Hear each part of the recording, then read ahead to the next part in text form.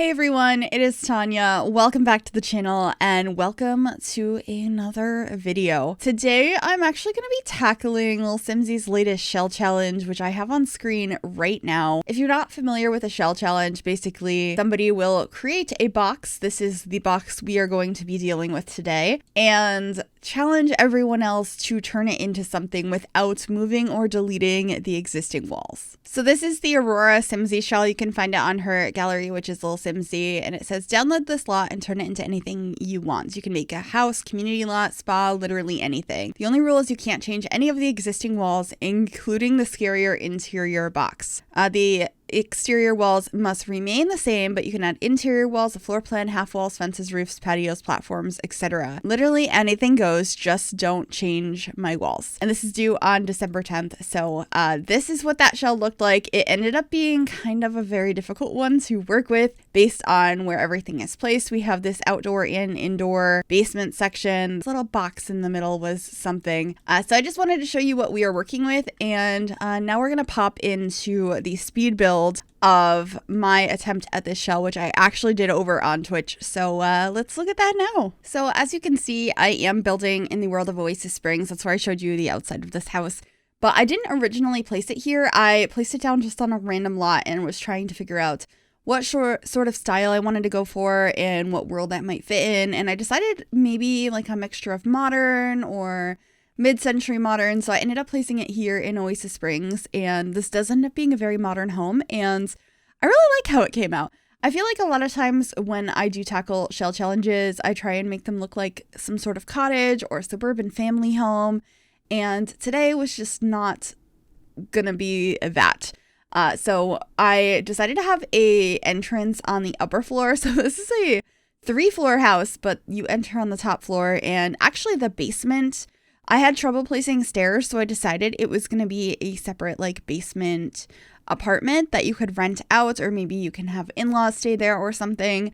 I thought that was a bit of fun, so we will get to that later. And including that separate basement apartment, this whole lot has 3 bedrooms and 3 bathrooms, and it comes in at 95,000 simoleons and change. So it's a little bit expensive, but I was really happy with the overall look of this, and it's just a little bit different. I got to use a few things I don't use very often, some fun windows. I played around with some landscaping. I thought about having these palm trees coming out from the basement. I get rid of those in the end, but it was a cool idea. And this window out front, I believe that's from, I want to say that's from Get Together, maybe. I haven't used that in a very, very long time. It's such a cool structural window, but it's kind of hard to make it work. But I thought it looked really cool here and added a little bit of decoration to this build because obviously this is a shell challenge, so I couldn't add or delete any exterior walls, but I was able to add half walls and fences and all of that sort of stuff. So I tried to make it look as interesting as possible with those, but also having windows that are a little bit more sculptural helps tremendously. I also decided to have this staircase like bend around in the front. I think it looks so cool this way. It makes the front of the house look really interesting, and I have a half wall kind of separating that basement space to look like it adds a little bit more support for the staircase. So that is pretty much what the front of the house ends up looking like. I do get some more landscaping, and of course we'll paint it and stuff, but I have pretty much figured out what the house is going to look like, at least on the front. And then I'm working on changing out the landscaping because I don't know, the palm trees just weren't working. And so I decided to go a different route, and I used a lot of these Joshua trees, which came with Strangerville, which I just thought were so pretty. I love using these in The Sims because I just think they're so unique. I know they're a real thing and that, you know, they exist, but they're not something I've ever seen in real life. I live nowhere near where Joshua trees actually grow. And so whenever I get to use them in The Sims, it's really exciting because they're just like this really unique tree that I think looks so pretty. If you like this build, you can download it right now. It is available on the Sims 4 gallery. You can find it under my EA ID, which is Gryphi, Gryphi. You can also find it under the hashtag MissGryphi, and that information will also be in the description down below as well. So right now I'm trying to figure out the floor plan, trying to figure out the stair placement, and this staircase placed really simply. It's trying to get one to the basement that didn't, and I'm pretty sure I cut out most, if not all of that footage because it just wasn't working. it really wasn't working. There wasn't going to be a way to place another staircase. So I didn't end up doing so in the end. I ended up having a staircase outside to go down into the basement space. And also right here, I was thinking when you walk in, the kitchen space was going to be here, but that's not how this ended up going either. I actually end up having it so when you enter, you're entering on the top floor and there's a hallway with a bathroom and 2 bedrooms. And then if you go downstairs, you are in the living space. It's a little bit of a weird layout, but I thought it was really fun. And I think shell challenges are the perfect time to experiment with layouts because you're kind of stuck with the walls. So you might end up with something different than you would typically do. So this was a lot of fun. And I think the layout came out so cool in the end. And this little box was just, I was not very happy about it being there, but it did lead to us having a very interesting shaped kitchen, which I quite enjoyed. We end up having that like tucked down by one platform, I'm pretty sure. And I actually ended up putting the fridge in that little box shape, which was really cool. I also ended up having a laundry room and a bathroom in here in those 2 3x1 spaces.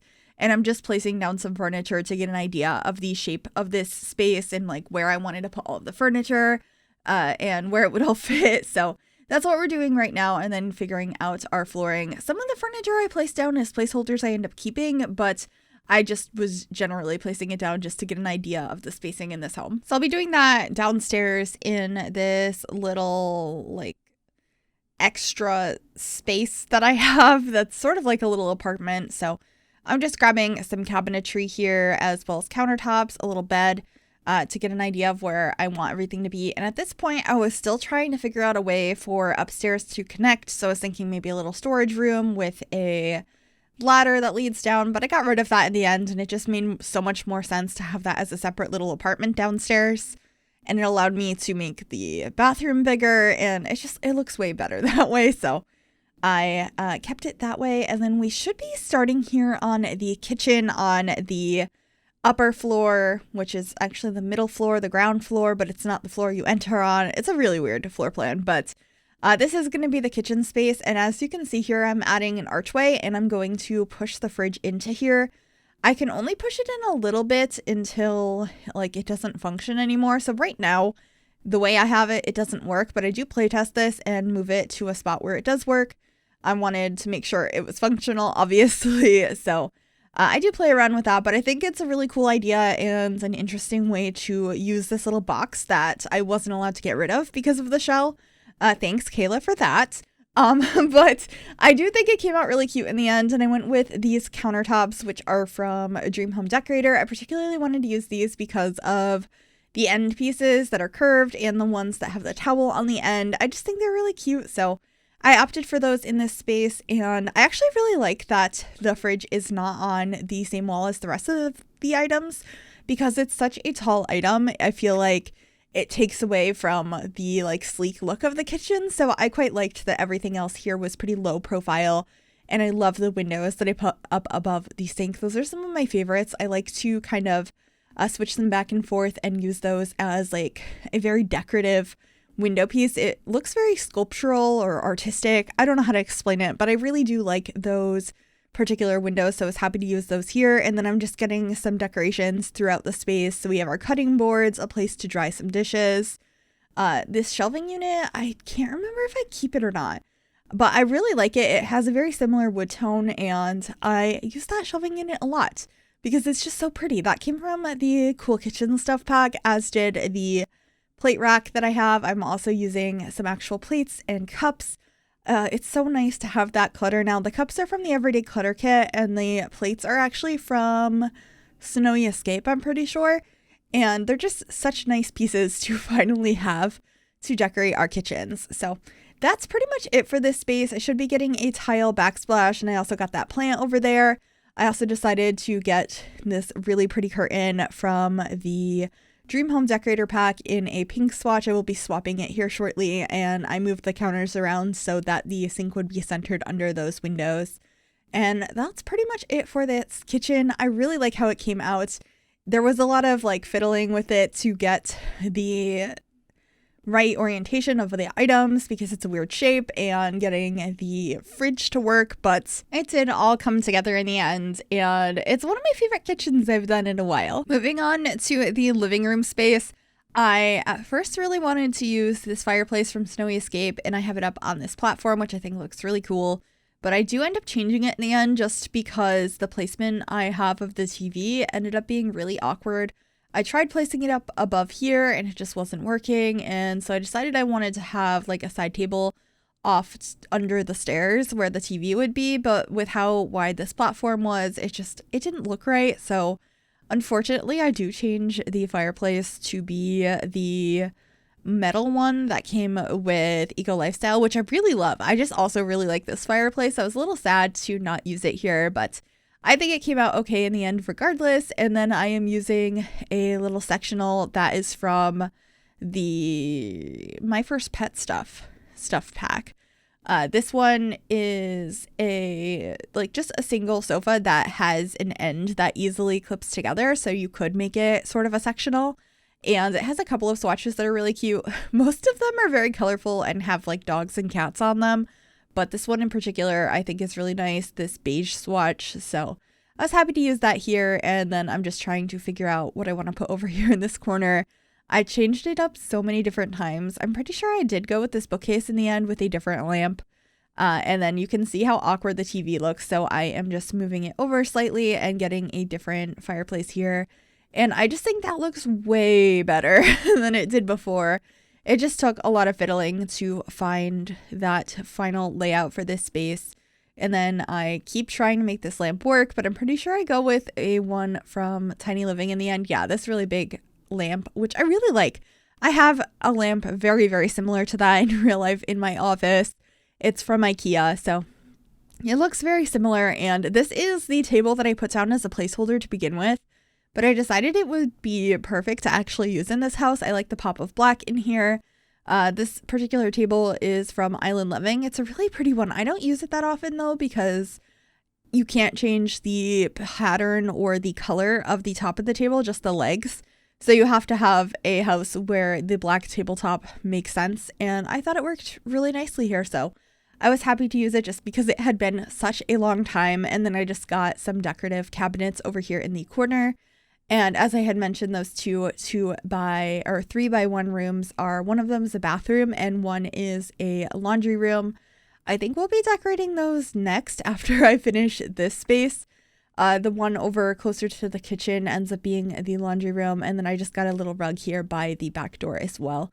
I wanted to make sure we had like things you would need by the door, and there ends up being a bit of a backyard. I don't think it's too complicated. It ends up being pretty cute though, and getting, a couple of things by the door as well, like an umbrella and all of that. And then this is just a half bath in here. I didn't put a shower in here because I was thinking having the one upstairs was fine. The one upstairs is a full bathroom, whereas this one is just half a bath down by the living space. So I thought that would be good.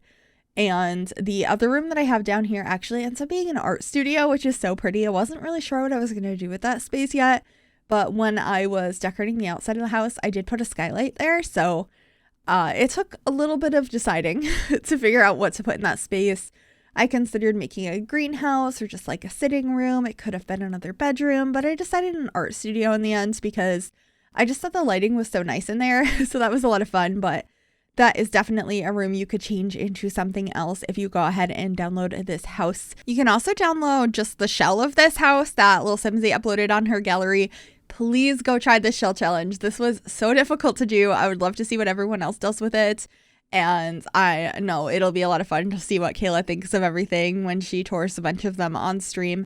And also let me know if you'd like to see a shell challenge on my channel. I haven't done one in a while, but I'm kind of toying with the idea of doing one this upcoming month for December, maybe doing some tours on the channel as well as doing some over on Twitch as well and looking at them live. I think it could be fun, so let me know what you think of that. Anyway, this studio space is pretty much done. I have a bunch of art leaning on the ground. We have an easel, a place for some like still art pieces for you to use for still life references. Of course, have some plants and a trash can. I think it came out really cute in the end, so I was quite happy with that space. And then we're heading on upstairs. This is where you enter the house, which it's a little weird because you're entering into a hallway and then immediately have a staircase to go downstairs. but I thought the floor plan worked better this way, so that's what I opted to do. So we just have a little bit of a hall space here with the doors to the bedrooms and the bathroom, and I decided to rotate this mirror from base game using Tool and use it as a horizontal mirror in this space. I just think it looks so much nicer that way. Something about that mirror on the side, I just think looks so pretty.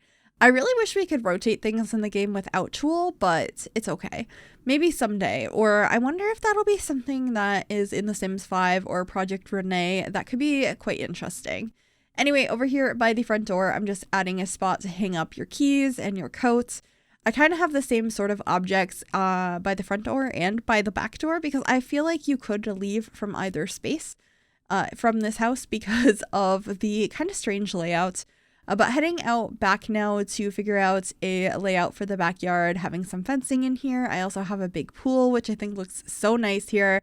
And you can see I have a little pathway that leads you to the steps that bring you into the basement for that separate apartment space. I also painted the inside of the pool to match the other pieces that I'm using around the space, the different textures and stuff, so it all matches.